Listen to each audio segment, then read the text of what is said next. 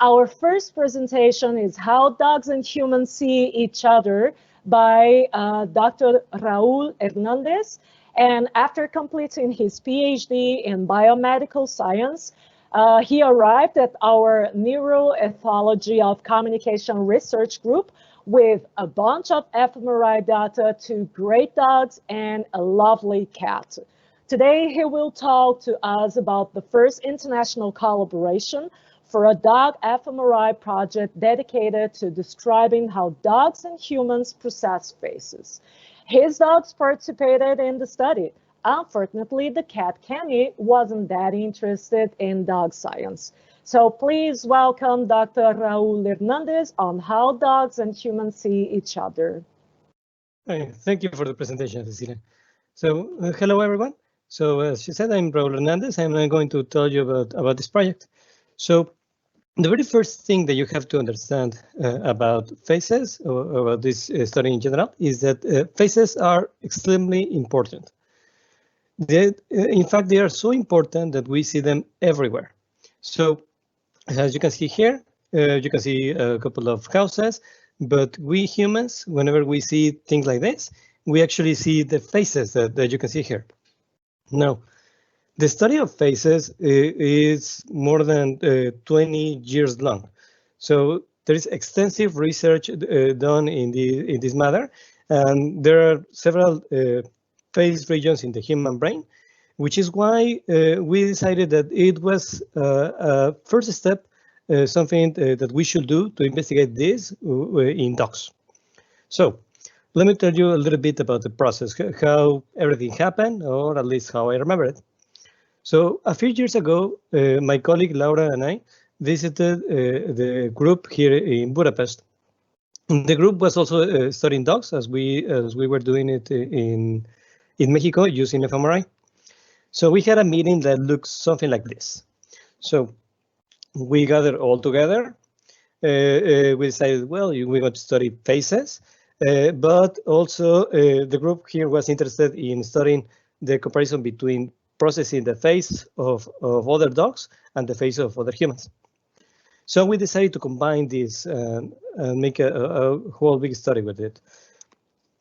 The stimuli that we decided is a stimuli that look like this. So we decided to use first faces, and as a control, the back of the head, which we call occiput.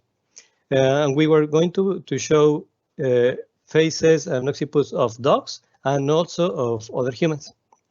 So when we decided to do this, we decided to do a really big study, a big study that will include no less than 20 dogs, 30 humans. We're going to use, we're going to do a study so big that it was going to span over 2 different countries.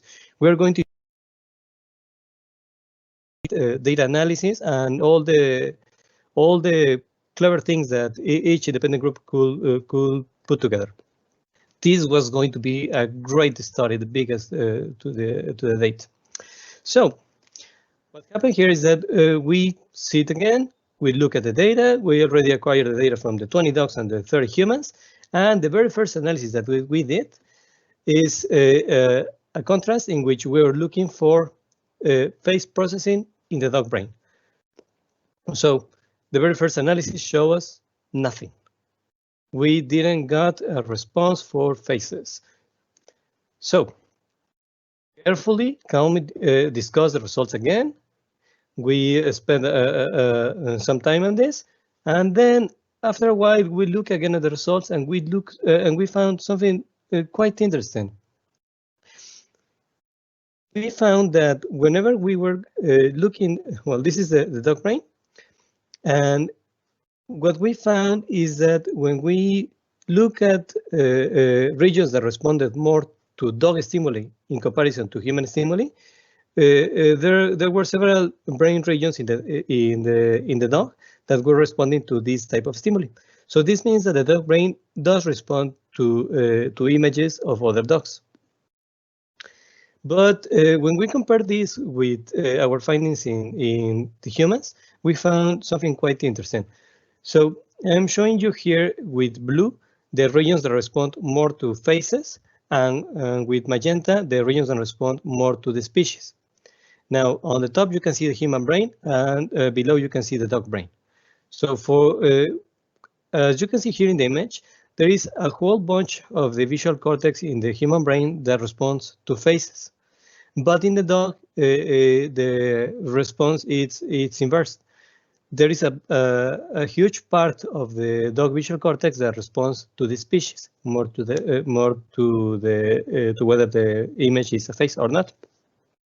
So this is what we found. And now this doesn't mean that dogs don't care about faces or don't process faces. Of course they do. There is a lot of research from other groups that have found a particular response to faces. But in our study, what we found is that the biggest thing that the dog sees whenever he sees an image, it's about the species of the image. So whether the image is an image about another human or another dog, and in second level, they care about the faces. Now, this what this means is that dogs are not obsessed with faces. They do not see faces everywhere, just as we do. When they go walking, maybe they look at things like this, and they just see other dogs. So I just want to thank the other authors on this study, especially to Nora, Esther, and Attila, who did a lot of a big part of this paper. Please, if you want to look at other details about what we did, take a look at our paper. And finally, I just want to thank all the dogs who participated in the study.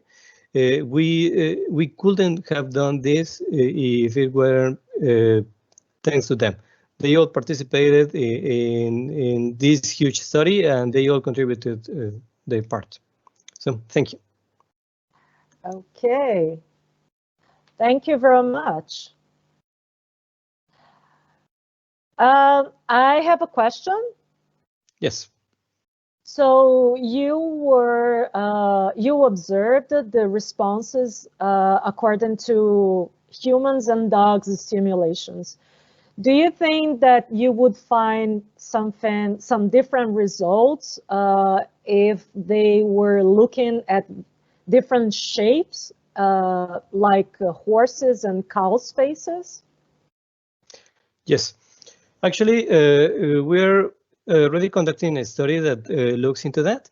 And in this new study, we presented also faces of cats as another control. So we're presenting faces of other dogs, other humans, and cats. And as a control, we are also presenting cars.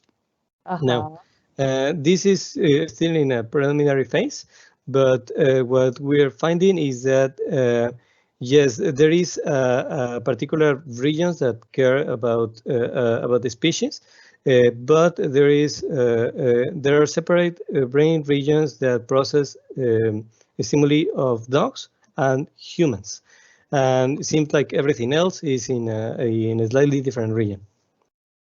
Okay, great. Very interesting, and we are looking for these results. We have another question. So yes. From Jakey, could training improve their response to faces? Yes, actually, this is something that has been studied in humans. It seems like these brain regions that encode the information about what we are seeing can also be trained. So if you take a look at these regions pre-training, you can see that they are encoding information about a particular stimuli in general, but after training, I mean, after exposing the participant to a particular stimuli, let's say faces of cats to someone that doesn't have that much interaction with cats. After a while, these regions that encode what kind of stimuli we are looking at improve on how good they are encoding these new stimuli. So my idea is that yes, if we do this with dogs, we will find that these regions will be encoding more clearly these new stimuli that we're presenting. Okay, we have one last question. is, did you see the same patterns also for the occiput stimuli? No, actually, what we found is that there is not a different processing, whether the dog is looking at the occiput or the face. So we didn't find any evidence for a different processing in these two stimuli.